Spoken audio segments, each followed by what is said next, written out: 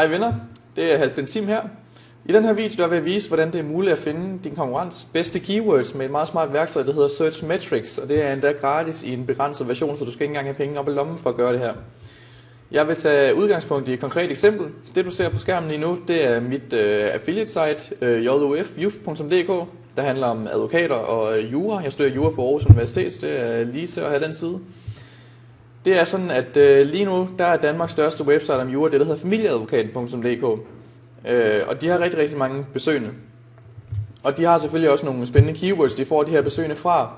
Og normalt så kan jeg jo ikke bare gå ind og se deres analytics-statistik, og så se, hvor de får deres besøgende fra. Det kan jeg heller ikke med Searchmetrics. Jeg får ikke adgang til deres analytics, men jeg får adgang til noget, der er næsten lige så spændende.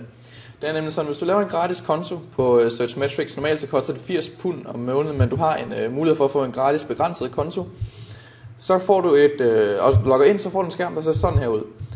Så er der et stort søgefelt i midten, hvor du kan indtaste den URL, du ønsker at kigge lidt ned på. Så det har jeg gjort her med familieadvokaten, der er altså min største konkurrent, hvis jeg skal være det største juridiske website i Danmark. Så kan jeg se noget med deres SEO-rank, deres PPC-rank, det er meget fint. Jeg kan se noget om, hvordan det går for dem i det hele taget, om de stiger eller om de falder. Det ser rimelig stabilt ud, de klarer det meget godt.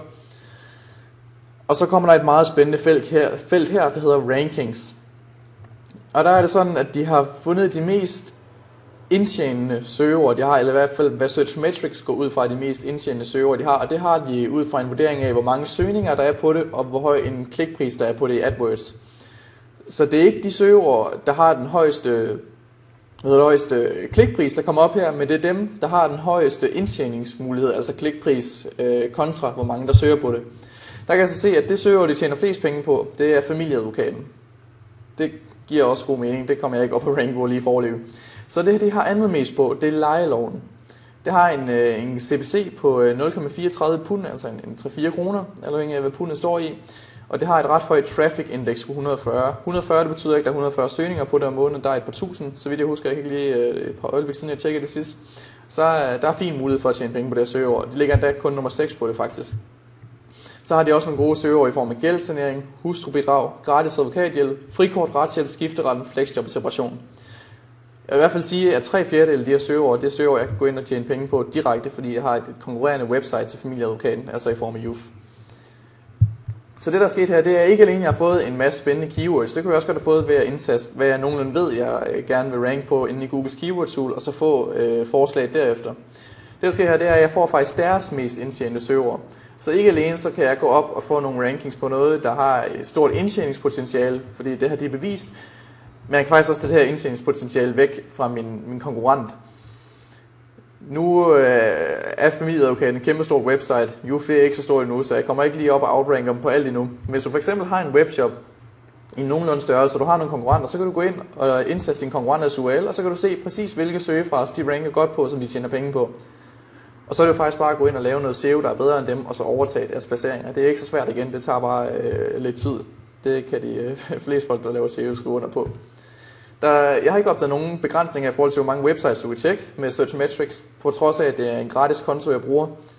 Det er begrænset, hvor mange keywords jeg kan se, når jeg ikke vil have 80 pund, hvad der svarer til ca. 700-800 kroner om måneden, op ad lommen for den mindste version, vel at mærke. Men de 10 første er også udmærket, for det kommer til at tage mig nogle timer at komme op og rank på de ting her, uanset. Værktøjet kan en masse andre ting, jeg ikke vil gå i dybden med på den video her. Man kan se en masse om deres gøren og laden på sociale medier. Hvilke store konkurrenter de har, der er Juf desværre ikke listet nu. Det er Wikipedia og borger.dk til gengæld. Dem skal jeg nok slå på et tidspunkt. En masse om deres visibility, om det går op og ned.